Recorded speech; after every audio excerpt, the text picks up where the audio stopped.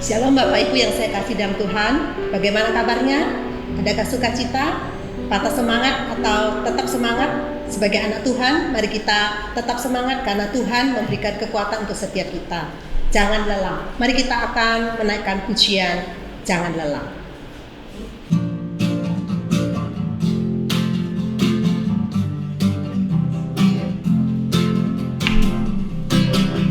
Jangan lelah bekerja di ladangnya Tuhan. Roh Kudus yang beri kekuatan, yang menopang dan menopang. Tiada lelah bekerja bersamamu Tuhan, yang selalu mencukupkan akan segalanya. Ratakan tanah bergelombang, timbunlah tanah yang berlubang, menjadi siap dibangun di atas dasar iman. Ratakan tanah bergelombang, timbunlah tanah yang berlubang, menjadi siap dibangun di atas dasar iman. Menjadi siap dibangun di atas dasar iman. Mari kita berdoa. Tuhan, di tengah-tengah keletihan, kelelahan kami, tetapi kami bersyukur karena Tuhan masih memberikan kesempatan, kekuatan untuk kami boleh berharap kepada Tuhan. Kami menyerahkan untuk persekutuan doa ini dari awal, pertengahan hingga akhirnya. Baik pujian, sharing, kata-kata penguatan firman Tuhan maupun doa syafaat. Kiranya Engkau hadir di tengah-tengah kami dan setiap jemaat boleh bersatu hati dalam doa bersama-sama. Dengar doa kami, dalam Yesus kami berdoa. Amin. Bapak Ibu, kali ini saya bersama Pendeta Hendri Ongkowijoyo dan mengundang kehadiran dari Ketua Rayon kita, yaitu Bapak Paul Andre, tidak asing lagi bagi kita. Shalom, Ustaz. Terima kasih, selamat sore. Bisa sharing sebagai pekerja Tuhan maupun pelayan Tuhan, mungkin bisa cerita kepada setiap kita. Oke, terima kasih. Jemaat sekalian, saya bersyukur ya, Tuhan memelihara saya untuk bisa setia sampai pada hari ini. Jadi kalau saya bisa melayani mulai dari masa remaja sampai saat ini itu bukan karena saya adalah orang yang setia, tapi semata-mata betul-betul anugerah Tuhan yang memelihara saya, yang terus-menerus menguatkan saya. Karena di dalam kenyataannya mulai dari masa remaja pelayanan itu punya banyak masalah sebetulnya ya, baik dari pribadi maupun juga dari ambisi, dari kesulitan yang dihadapi kerjasama dengan rekan kerja dan dalam banyak hal ya. Tapi saya bersyukur bahwa Tuhan memelihara saya hingga boleh sempat menjadi pengurus ketua remaja, kemudian beberapa kali menjadi majelis, juga menjadi pengurus di rayon satelit ini. Jadi sampai hari ini saya tetap bisa melayani itu. Saya lihat betul-betul Tuhan yang terus-menerus menguatkan saya. Dan dari sejak masa muda memang saya itu punya satu harapan, punya satu kerinduan bahwa kekristenan dan juga Elion itu boleh menjadi berkat bagi Indonesia ya. Karena kita ini ditempatkan di sini bukan kebetulan, tapi memang Tuhan mau pakai setiap anak-anaknya yang adalah garam dan terang dunia, betul-betul menjadi garam dan terang. Untuk itu kita terus-menerus perlu ya, dan saya pribadi selalu mohon pertolongan Tuhan untuk menjaga motivasi saya supaya saya boleh melayani atau melakukan hal-hal yang berkenan kepada Tuhan. Karena saya percaya bahwa Tuhan adalah hakim satu-satunya. Dia yang menentukan nilai hidup seorang manusia. Apapun yang dikerjakan, kalau tidak berkenan kepada Tuhan, ya akhirnya sesuatu itu menjadi sia-sia. Nah, pertanyaannya sekarang bagaimana bisa berkenan kepada Tuhan? Sebetulnya semua itu sudah tertera di dalam Alkitab ya. Jadi kalau kita kepingin mengerti kebenaran firman Tuhan dengan baik, dengan sungguh-sungguh, maka itu adalah menjadi kunci kita bisa menjadi berkenan kepada Tuhan. Kunci untuk terus-menerus kita mengerti apa yang Tuhan kehendaki. Nah, bagaimana caranya bisa mengerti? Ya tentu saja harus terus-menerus belajar ya, baik melalui khotbah maupun ikut PA maupun ikut kelompok-kelompok pembinaan, kelompok-kelompok pemuritan dan sebagainya. Itu menjadi satu hal yang membuat kita ini terus-menerus bisa makin hari makin mengerti dan makin jelas, makin akurat apa yang Tuhan kehendaki. Tapi memang masalahnya tidak segampang itu ya. Kadang-kadang kita yang sudah berusaha makin atau yakin makin mengerti kebenaran, di dalam pelaksanaannya, waktu kita mencoba menerapkan kebenaran, kita seringkali dicap ketinggalan zaman. Mengapa bisa begitu? Karena zaman ini memang cenderung customer oriented ya. Jadi bahkan gereja pun terjebak kepada situasi seperti ini. Kepingin bagaimana sesuai dengan keinginan audiens dan sebagainya. Itu menjadi satu pergumulan.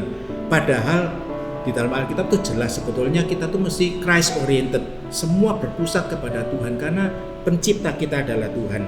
Jadi ya tentu saja kita tidak boleh sembarangan, kita tidak boleh semau atau secocoknya kita di dalam hal melayani. Jadi kita mesti betul-betul menggali apa yang Tuhan mau kita kerjakan, baru kita boleh mengerjakan dengan benar. Walaupun tantangan-tantangan itu ada, ya saya kira itu sesuatu yang wajar ya. Bahkan memang di dalam pelayanan memang harusnya menyangkal diri ya. Tanpa penyangkalan diri tidak ada pelayanan yang berguna.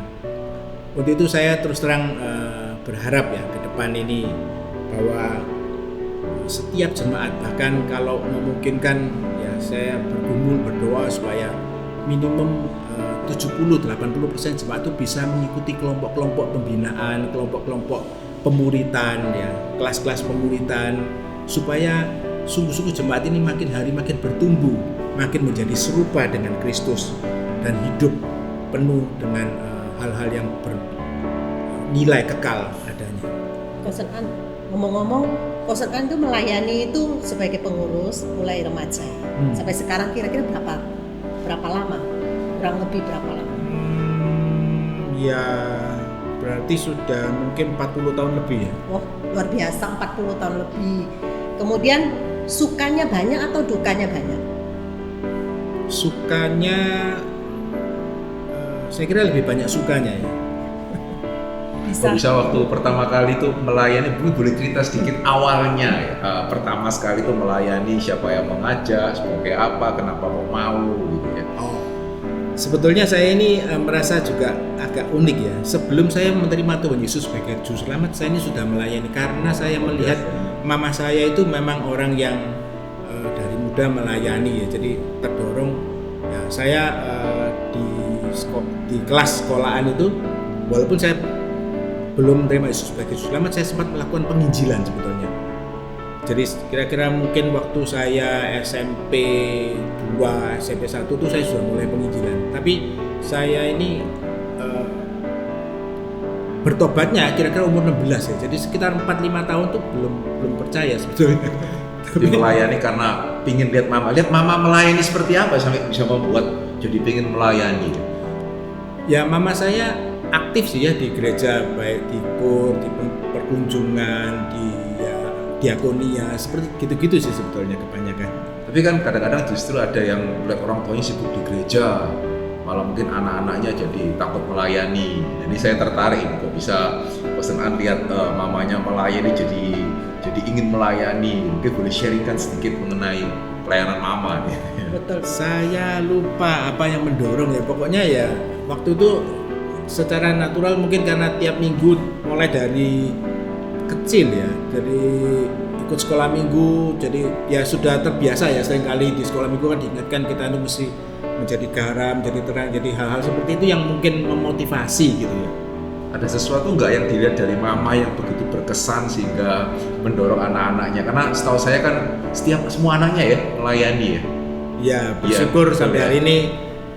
Apa yang berkesan gitu yang sampai membuat akhirnya anak-anak jadi ikut melayani. Termasuk istri ya itu teladan mungkin ya, teladan ya. Jadi rasanya melayani itu menjadi sesuatu yang normal jadinya gitu. Jadi kita tidak melihat sebagai sesuatu yang apa ya, Panggilan. bersifat pengorbanan atau apa, enggak. Mungkin melihat sukacitanya mama atau melihat apanya, karena kan itu sekali lagi kadang-kadang kan justru juga ada yang orang tuanya sibuk melayani sehingga akhirnya anaknya mungkin jadi agak takut ikut melayani. Nah ini kok bagus ini orang tuanya melayani terus Anaknya ikut melayani. Bahkan banyak sukacitanya. Ya mungkin bisa jadi saya lihat memang mama saya itu walaupun hidupnya secara apa ya, kalau ngomong orang pada umumnya itu susah gitu, tapi selalu dia punya pengharapan. Jadi saya masih ingat, saya ini sejak umur 2 tahun sudah papa mama itu cerai gitu ya. Jadi ya mama harus berjuang menjadi orang tua tunggal kan ya. Jadi berjuang secara ekonomi, berjuang mendidik anak-anak. Tapi mama saya itu jarang mengeluh gitu loh. Bahkan tetap dia setia melayani. Teladan, Jadi ya teladan itu dari ya, orang tua. yang memberi motivasi gitu ya. Makanya tadi saya sebut menjadi satu kebiasaan seakan-akan gitu, normal aja. Padahal saya merasa waktu saya bertobat baru saya ngerti loh, saya ini belum terima Yesus sebagai Yesus selamat kok saya masih sudah bisa ngijili gitu. Hebat ya. ya berarti karena ingat mamanya Wah, Nilainya ya lebih ke Betul. nilai gitu. Itu sangat luar biasa. Pak Henry bisa kasih kata-kata penguatan bagi pelayan-pelayan Tuhan, baik mungkin ada jadi majelis, jadi pengurus, jadi aktivis. Kita kepingin mereka juga seperti Kosen An ya, jarang bisa setia melayani sampai 40 tahun. Ya, bersyukur untuk kesaksian Kosen An berkenaan dengan pelayanan gitu ya. Nah saudara, hari ini saya mau membacakan satu teladan pelayanan yang sangat indah di dalam Alkitab yang pastinya berasal dari Tuhan kita sendiri. Ya, di dalam Yohanes pasal yang ke-13 ayat yang pertama hingga ayatnya yang ke-6 ya, hingga ayatnya yang ke-5 gitu ya. Kemudian ayatnya yang ke-12 dan hingga ayatnya yang ke-14. Baik, saya akan mulai membaca dari Yohanes pasal 13 ayatnya yang pertama. Demikianlah firman Tuhan. Sementara itu sebelum hari raya Paskah mulai, Yesus telah tahu bahwa saatnya sudah tiba untuk beralih dari dunia ini kepada Bapa. Sama seperti ia senantiasa mengasihi murid-muridnya, demikianlah sekarang ia mengasihi mereka sampai kepada kesudahannya. Mereka sedang makan bersama dan iblis telah membisikkan rencana dalam hati Yudas Iskariot, anak Simon, untuk mengkhianati dia. Yesus tahu bahwa Bapanya telah menyerahkan segala sesuatu kepadanya dan bahwa ia datang dari Allah dan kembali kepada Allah. Lalu bangunlah Yesus dan menanggalkan jubahnya. Ia mengambil sehelai kain lenan dan mengikatkannya pada pinggangnya. Kemudian ia menuangkan air ke dalam sebuah basi dan mulai membasuh kaki murid-muridnya, lalu menyekanya dengan kain yang terikat pada pinggangnya itu. Ya, kemudian saya akan lompat di ayat yang ke-12. Sesudah ia membasuh kaki mereka, ia mengenakan pakaiannya dan kembali ke tempatnya, lalu ia berkata kepada mereka, "Mengertikah kamu apa yang telah kuperbuat kepadamu? Kamu menyebut aku guru dan Tuhan, dan katamu itu tepat, sebab memang akulah guru dan Tuhan. Jadi, jikalau aku membasuh kakimu, aku yang adalah Tuhan dan gurumu, maka kamu pun wajib membasuh kakimu. Sebab aku telah memberikan suatu teladan kepada kamu, supaya kamu juga berbuat sama seperti yang telah kuperbuat kepadamu." Bapak Ibu Saudara sekalian, tadi kita sudah boleh mendengar satu hal berkenaan dengan pelayanan, dan siapa di antara kita orang Kristen yang tidak pernah mendengar mengenai melayani? Yaitu adalah salah satu kosakata Kristen yang paling terkenal. Ya, meskipun kalau saya juga boleh mengatakan itu seringkali juga salah satu kosakata Kristen yang cukup menakutkan, gitu ya. Khususnya kalau kita yang kemudian giliran diminta untuk melayani. Tapi sejauh mana kita menyadari bahwa pelayanan ini merupakan sesuatu hal yang sangat istimewa, ya, sesuatu hal yang sangat unik, yang bahkan bukan hanya sekedar di luar Alkitab saudara akan sulit untuk menemukan ada yang namanya pelayanan, tetapi bahkan di dalam perjanjian lama sekalipun saudara akan sulit untuk menemukan konsep pelayanan. Ada di dalam perjanjian lama seseorang yang digambarkan melayani, ada. Pelayan ada, tetapi pelayan dengan pelayanan itu tidak sama. Ada di perjanjian lama contoh pelayanan. Ada? Tidak ada. Ya ketika Raja Daud kemudian memerintah ke kerajaannya sebagai raja, itu kalau mau dibilang lebih tepat pekerjaan ya daripada pelayanan ya. Ketika kemudian seorang imam melayani di bait suci, maka sebetulnya itu juga cukup tepat juga kalau digambarkan, wah itu pekerjaan itu karena memang dia imam. Ya kerjaannya adalah di bait suci. Begitu ya. Sehingga pada waktu kita kembali kepada perjanjian lama, Saudara, kita sangat sulit untuk menemukan konsep pelayanan.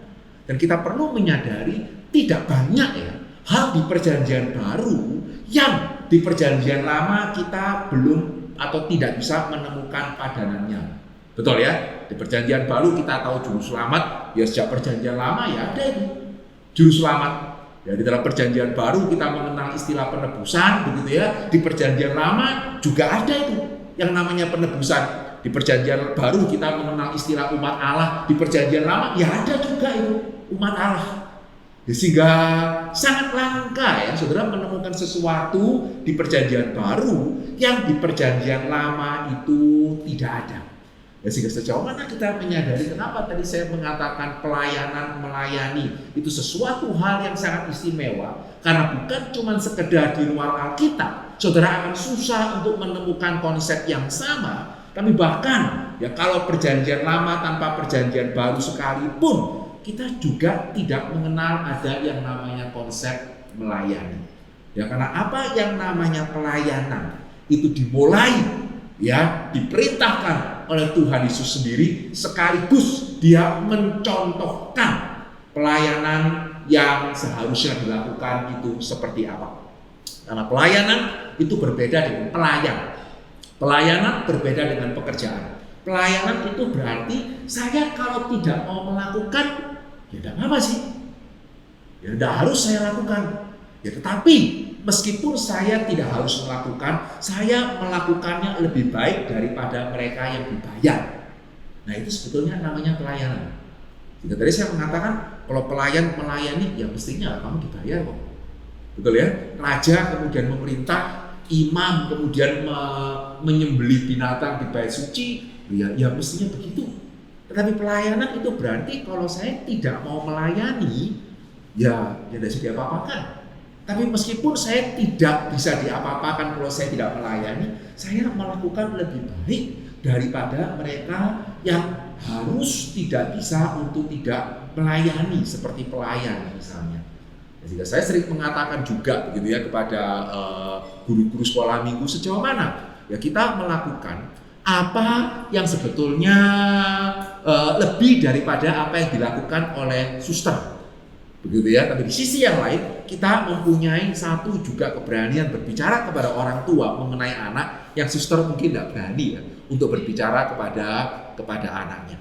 Nah, Saudara, di sini kita melihat Yesus memberikan contoh yang sangat baik di dalam apa yang tadi kita bisa baca bersama-sama. Betul ya? Di antara semua orang yang berkumpul pada malam itu, satu-satunya yang paling boleh untuk tidak melakukan tugas pelayanan itu Tuhan Yesus. Ya, sehingga Petrus mungkin mengharapkan ini Andreas kok tidak kroso ya, tidak mau membersihkan kaki saya ya. Sebaliknya Andreas juga mungkin memikirkan ini Yohanes kok tidak berasa ya. Kita ini kan pertemuan yang rahasia, tidak ada hamba yang membersihkan kaki kita ya pada waktu kita masuk ke dalam ruangan ini. Mestinya ya Yohanes berasa lah. Yohanes juga mungkin mikir ya, Yudas ini kok tidak berasa sih. Ya, mestinya dia yang bangkit berdiri kemudian mengambil air membersihkan kaki saya. Tapi saudara dan saya bisa mengamini ya, dari semua yang hadir pada malam itu di ruangan tertutup itu, tidak ada yang berani berpikir ini Tuhan Yesus kok tidak berasa ya. Mestinya sebagai guru kan dia berasa dong. Ya dia mestinya itu yang membasuh kaki saya dengan kain lap. Saudara bisa memahami? Jadi antara semua yang hadir di sana, yang sebetulnya paling tidak diharapkan untuk melayani itu Tuhan Yesus. Ya, satu-satunya yang diizinkan untuk menerima pelayanan itu adalah Tuhan Yesus. Dan bahkan kalau tadi kita membaca, bukan cuma Yesus itu berhak untuk mendapat bypass karena dia guru ya, tetapi juga karena dia akan menghadapi saat-saat yang paling sulit. Ya, tadi kita membaca apa?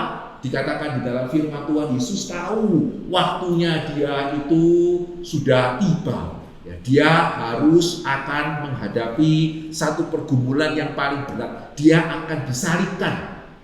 Ya, sehingga satu, dia guru. Yang kedua, dia akan mengalami momen yang begitu berat. Sehingga mestinya dilayani, bukan disuruh lagi untuk melayani. Ya, apa saudara pernah melihat ya petinju yang pada waktu dia akan naik ke atas ring, ya, kemudian masih lihat kanan ada penggemarnya minta tanda tangan, terus dia berhenti tanda tangan dulu, terus jalan lagi ke atas ring, tanda tangan lagi ke penggemar di sebelah kiri, begitu ya, baru sampai ke ring. Tidak ada. Ya, kalau mau kasih tanda tangan ya sebelumnya atau sesudahnya. Tapi kalau petinju itu sedang mau masuk ke ring untuk bertarung, ya sudah dia fokus saja. Dipijet lah. Saya tidak pernah lihat kan petinju naik ke atas ring kemudian bawa timba air sendiri, begitu ya, kemudian pasang sarung tangannya sendiri. Semua dilayani karena dia akan melakukan suatu pertandingan. Tapi di sini kita melihat Yesus bukan cuma guru ya. Dia akan melakukan pertandingan, dan pertandingan yang terpenting di dalam sejarah umat manusia yang hasilnya akan dinikmati oleh para murid, termasuk dinikmati oleh kita. Tapi justru di sini kita melihat Yesus yang pada akhirnya berdiri, dia yang pada akhirnya melayani murid-muridnya, dan dia melayani dengan begitu luas. Betul ya? Alkitab sampai mendetilkan ya.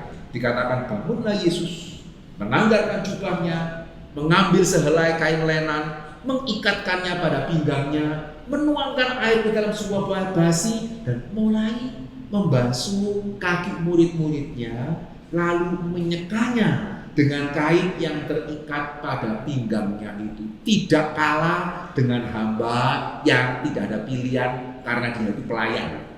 Ya, Yesus bukan pelayan, ya, dia bahkan akan bertanding. Tapi pada waktu dia melayani dengan begitu perhatiannya, dengan begitu detailnya, dengan begitu rapinya, satu-satu dia cuci kaki murid-murid, dia seka itu satu-satu dengan ikat pinggang yang ada di dalam pinggangnya. Sehingga ini persis yang tadi saya katakan definisi pelayanan. Tidak harus melakukan. Kalau tidak melakukan juga tidak bisa diapa-apakan. Tapi pada waktu melakukannya lebih baik daripada yang dibayar.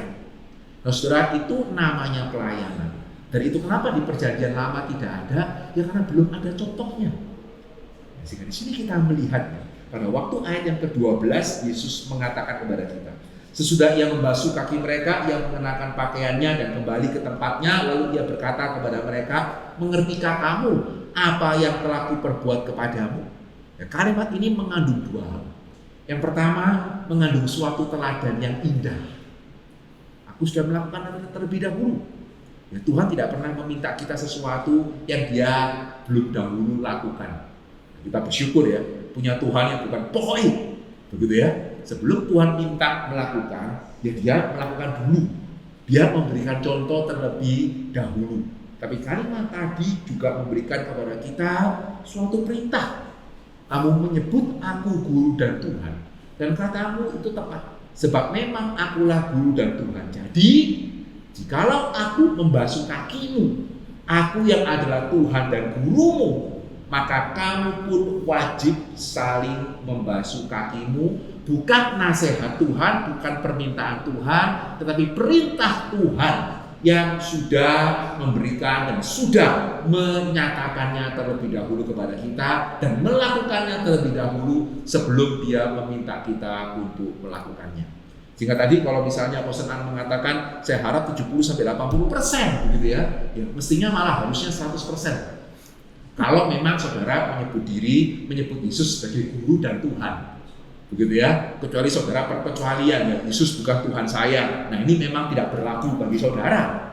Ya, tapi kalau saudara menyebut Yesus sebagai Tuhan Yesus, dan Yesus mengatakan betul, aku memang guru dan Tuhan. Jika seperti apa yang aku lakukan, engkau juga melakukan. Ya, tidak bisa setelah kita baca cerita tadi, pelajaran apa yang kau dapat? Pelajarannya itu berarti kalau Petrus berhak dilayani Yesus, saya juga berhak dilayani hamba Tuhan. Ya. Ya, karena ya Petrus saja berhak dilayani oleh Yesus, apalagi saya dilayani oleh Pak Hendri, oleh P. Juwanto yang berhak begitu ya, wah celaka ya begitu ya. Tapi seperti yang Yesus katakan, mestinya pelajarannya adalah kalau engkau menyebut Yesus itu sebagai guru dan Tuhan, dan dia sudah memberikan suatu teladan kepada kita, yang mestinya kita juga harus sama-sama melayani. Sehingga mari pada hari ini kita boleh melihat bersama-sama pelayanan sesuatu hal yang istimewa yang sebelum Yesus perintahkan dan memberikan contoh, tidak ada di dalam perjanjian lama yang namanya pelayanan. Tapi justru karena Yesus sudah memberikan perintah dan memberikan contoh, maka kita yang menyebut dia sebagai guru dan Tuhan, kita tidak ada pilihan lain. Kita harus melayani. Meskipun kita tidak bisa diapa-apakan, kalau kita tidak melayani, kita tetap harus melayani dan melakukannya lebih baik daripada mereka yang dibayar. Puji Tuhan, Tuhan memberkati setiap kita. Memang benar apa yang dikatakan oleh Gembala Rayon kita, Pendeta Hendri, untuk setiap pelayan-pelayan kita kiranya boleh kita lakukan dalam kehidupan kita. Benar ya Kosan? Yuk kita bersatu hati dalam doa. Sebelumnya kita nyanyi Allah Kuasa.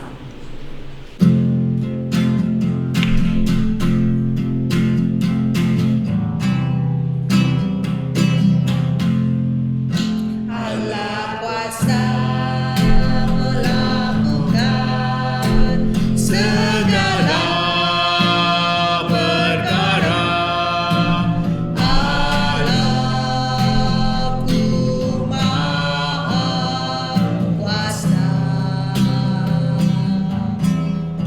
Dia ciptakan seisi dunia, atur segala masa. Allahku Maha Kuasa. Sebelum kita naikkan pokok doa, mari kita siapkan hati kita. Saya tidak tahu apa yang menjadi pergumulan dalam hidup Bapak Ibu. Biarlah kita boleh berserah kepada Tuhan. Kita ambil waktu 10 detik untuk kita berdoa secara senyap.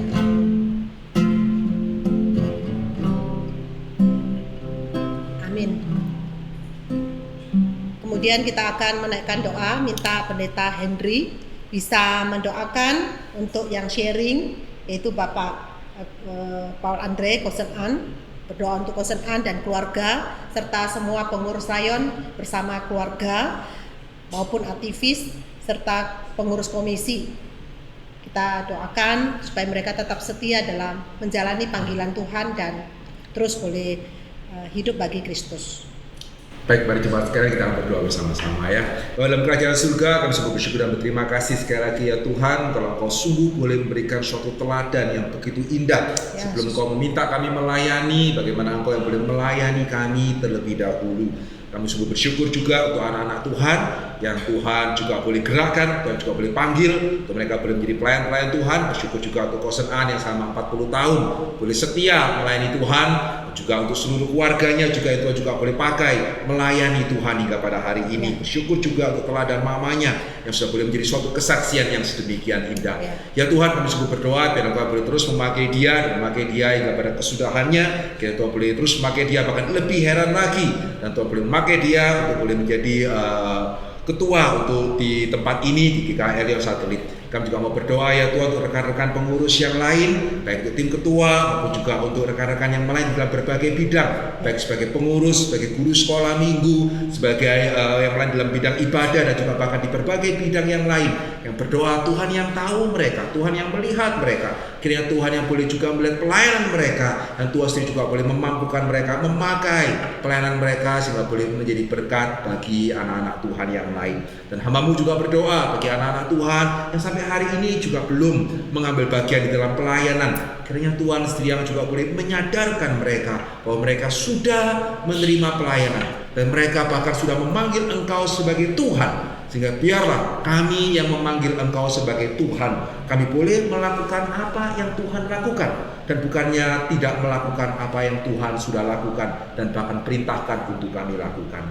Terima kasih Bapa dalam kerajaan surga, dalam nama Yesus kami berdoa dan kami bersyukur. Amin. Pak Hendri juga tolong doakan untuk majelis yang sedang menjabat maupun mantan majelis, supaya mereka boleh dikuatkan dan terus boleh setia kepada Tuhan untuk menjalani panggilan Tuhan.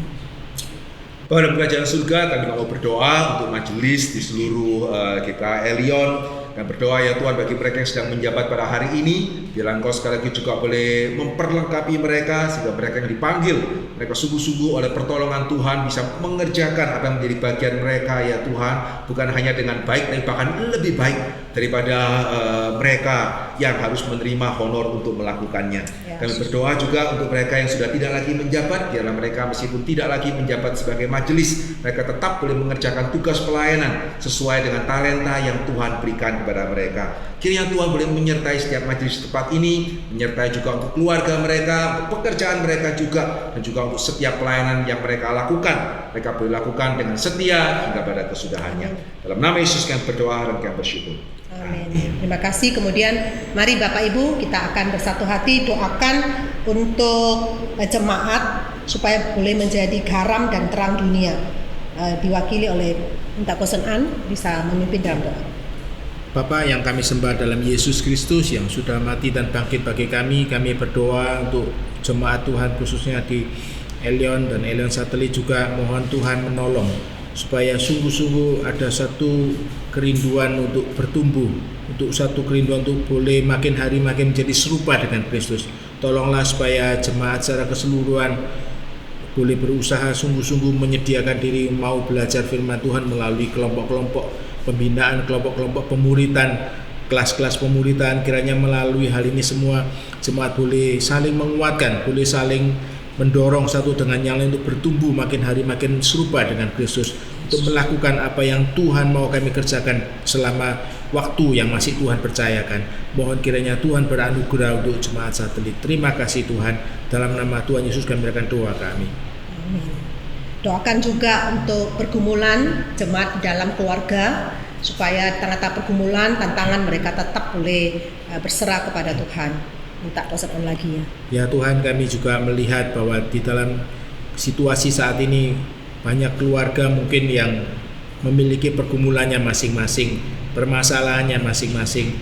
Kami mohon pertolongan Tuhan supaya setiap keluarga-keluarga umat Tuhan, jemaat Tuhan khususnya di Satelit dan Elion secara keseluruhan juga boleh sungguh-sungguh bergantung kepada Tuhan, boleh di dalam situasi yang sulit saat ini yang harus lebih banyak di rumah, justru lebih banyak waktu untuk boleh berdoa bersama, boleh punya lebih banyak waktu untuk saling membagikan firman Tuhan, saling menguatkan, saling mengkoreksi, saling mendorong satu dengan yang lain.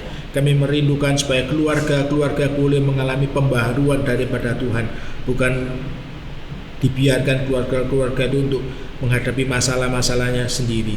Mohon Tuhan beranugerah, berbelas kasihan, kiranya keluarga-keluarga boleh makin hari di dalam situasi yang sulit ini makin mengenal Tuhan, makin memperoleh pertolongan anugerah Tuhan. Terima kasih Tuhan. Dalam nama Tuhan Yesus kami akan doakan. Untuk melanjutkan pokok doa berikutnya, kita nyanyi lagi Allah Kuasa.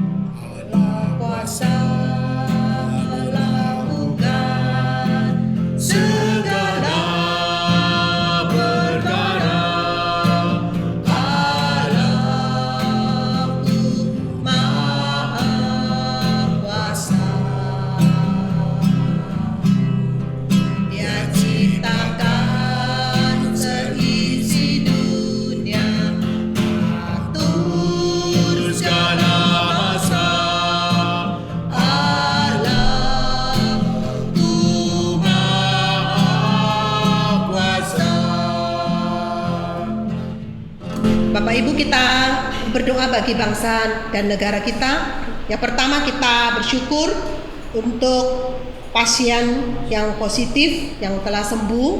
Kita berterima kasih kepada Tuhan untuk kasih karunia Tuhan bagi Indonesia ini, dan kita doakan supaya Tuhan menambahkan orang yang sehat, yang sembuh setiap harinya. Mari kita bersatu hati, kita berdoa.